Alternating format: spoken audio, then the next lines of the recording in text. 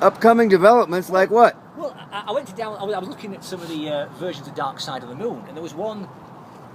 It looked compressed. I thought, well, I don't know, it's kind of compressed-ish, but it wasn't .mp3. It was .opus. Never heard of it. .opus. I thought, what the hell's that? So I looked at it, and it's a brand new. Well, I don't know how new it is. A brand new it's file. It's a new way of compressing stuff Okay. that totally beats the pants off MP3. You know. It's Oh, like, okay. Yeah, it's another compression format, but it is probably the best thing. I don't know how to play it. You have to have an Opus play, you know, and Right, play right. back that format, like play back MP3 or FLAC files. Yeah. But it's a new one, and somebody uploaded it to as an Opus format. I thought, what the hell is that? Mm-hmm. But yeah, and I read about it, the Opus codec, and it's supposed to be the best one out there. Mm.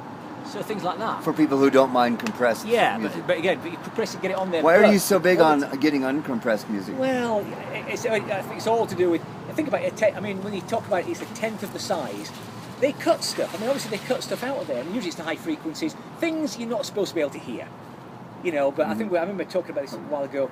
Digital versus analog. They did digital. Even a CD somehow is kind of compressed. So it's restricted to a certain because they think the ear can't hear it. Then when you put an album on, you know, the old LPs, somehow the brain registers something that it can't hear. You know, it's like that sound. Somehow you can feel a warmth to the music or something, even though digitally it's like it makes no sense to the digital people because it's beyond your hearing. How can you hear it? Yeah. You can kind of sense it, and I think that's it. The uncompressed stuff. Well, even CDs. You know, I remember when I first heard a CD. Sometimes you think there's something missing. Somehow these have great, no clicks and pops and stuff, but there was just. Well, even something some of missing. the bands that just burn you a CD, Yeah. they could be putting on their an MP3 that's like 90 kilobytes per second. Yeah, yeah. And so there's all this, capacity that's going to waste because you're getting these super compressed files. Yeah. I've got to admit, on my iPhone, I try to compare. I was got the exact same thing, FLAC and MP3. I honestly had a really hard time telling the difference. I think that's more a hardware thing than software. And now you've got Opus to check out. Well, you're right. I might try that as well. But I mean, a FLAC file. The FLAC file is actually obviously better. It's not compressed. But I think it's just it's a hardware issue, really. And my headphones. Maybe I'm not just getting it because I need better headphones. You know, the DAC, the external DAC, I want to try out. It looks to me like FLAC files are smaller than waves. They are. Yeah, they are. They're again, like a CD, like the old days of 700 megabyte on a CD is about 450 FLAC file. So it's not, not a fraction, not about 405. So it's about 80% of a wave file.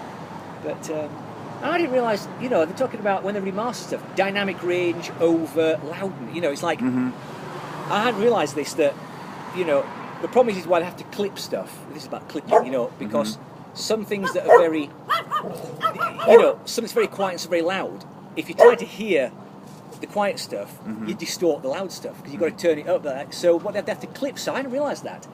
And I've got Adobe Audition, which is a very good piece of sound in music, and you can see how it's clipped. It's got a flat top. Instead of peak, it goes up and it's got a flat top. Where they've totally cut it. Because in theory they don't need it because it's like what's beyond there. And that's the thing about not making things too loud or things making it dynamic. They've got to kind of have that in between. Do you go for the dynamic range, which is probably what more analog is, or do you go for things where you can hear everything? Yeah. So without distortion. Without having to turn the quiet stuff up. But the dynamics are the ideal thing, because of course things can be very quiet, very loud without trying to average it out in a sense. Averaging's never good. It's good reading about the music stuff.